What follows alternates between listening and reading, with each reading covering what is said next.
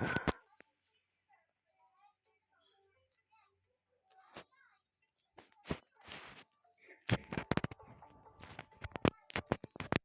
aici, asigură-te că după încheierea tranzacției, dreptul tău de proprietate este radiat din cartea funciară și cel al cumpărătorului este înscris.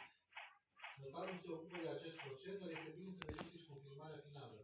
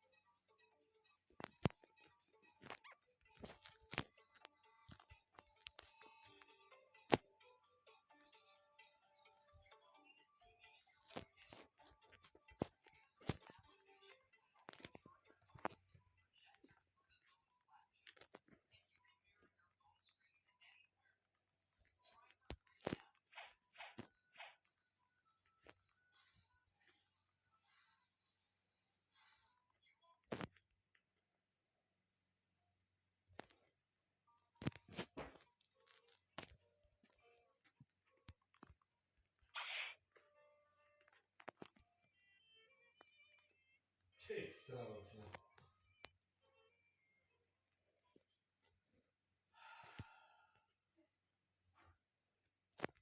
După încheierea tranzacției, ai dispoziție 30 de zile pentru a scoate numele de pe rolul tău fiscal. Adică să nu mai figurează rezidențele fiscale ale primăriei.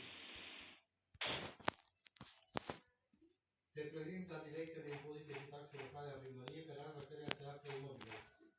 Îți trebuie copia de vânzare-cumpărare primiți de la notar, actul de identitate și o cerere tip.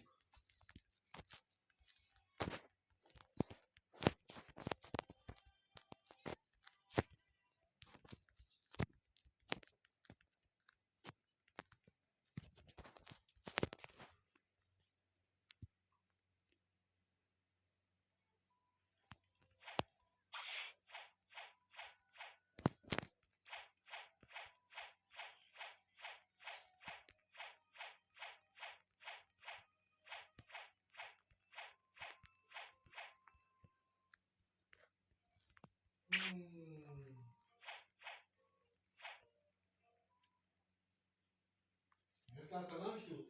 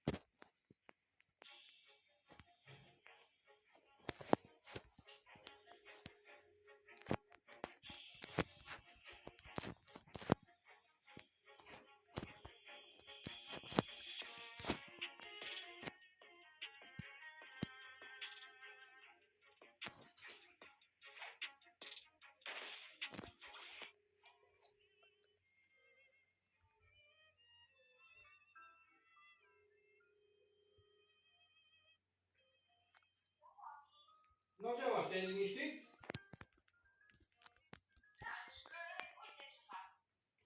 Păi dar liniștește-te tu și mai așează-te.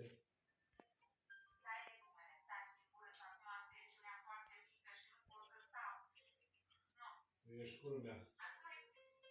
Acum e foarte mică. 106 cu 70 cu 88 pulsul. Ești culmea.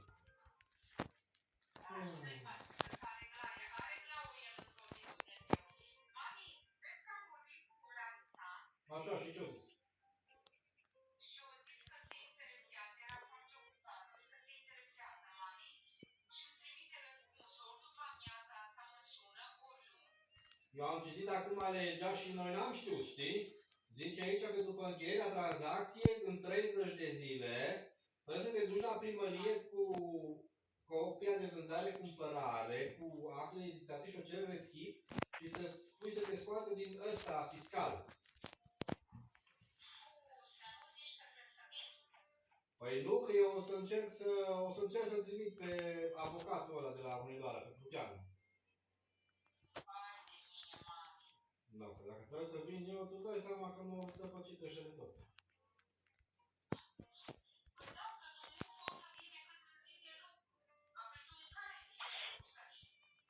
Păi vinerea. Vinerea. Păi vinerea ta, tu săracul de tine, nu-ți dai seama că faci un drum de Hunedoara așa de... Dar nu, pe ea o să încerc să vezi ce zice Larisa, spune ce zice Larisa. Și dacă nu, dar normal, cred că cu contract și doar și voi parcă aveți un contract. Nu aveți contract de vânzare-cumpărare. Nu v-am lăsat la... și l-am dus. Ui, vine! Ade! Crede-mă că nu știu, mami. Nu, lasă că văd eu cum fac, dacă nu, vedem. Dacă puteți voi să mergeți bine, dacă nu, o să vorbesc cu avocatul și să văd ce zice și avocatul, că ăsta știe legile, știi? Ar fi bine dacă am putea merge noi, mami, să nu vii.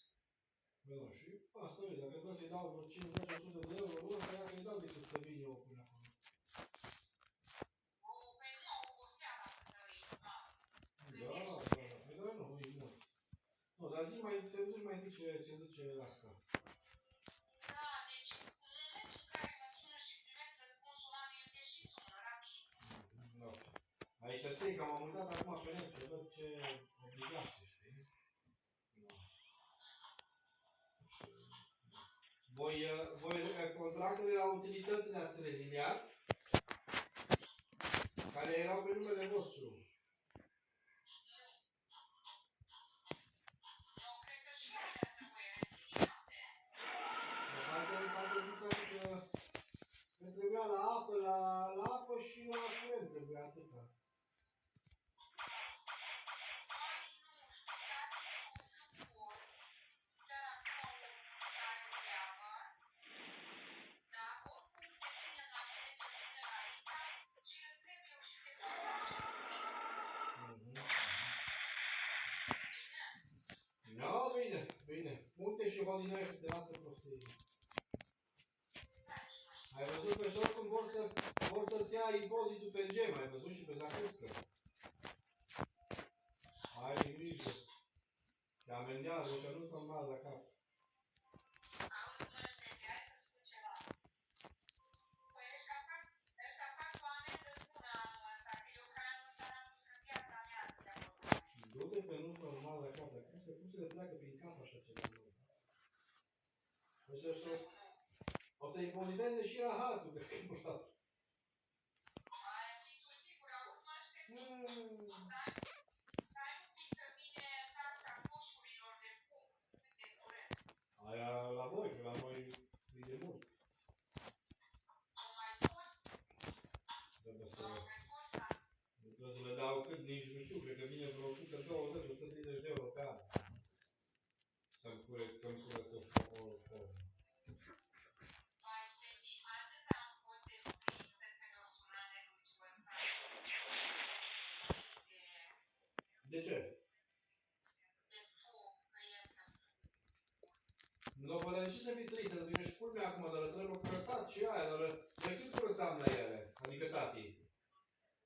Haide, tati, ți-aduce aminte, tati, în fiecare an luați țigla de sus, la capacul din spate, că Păi dar e aia, păi dar asta e, trebuie curățată. Ce ia de? La masă, copii! Mă bine. Mă bine.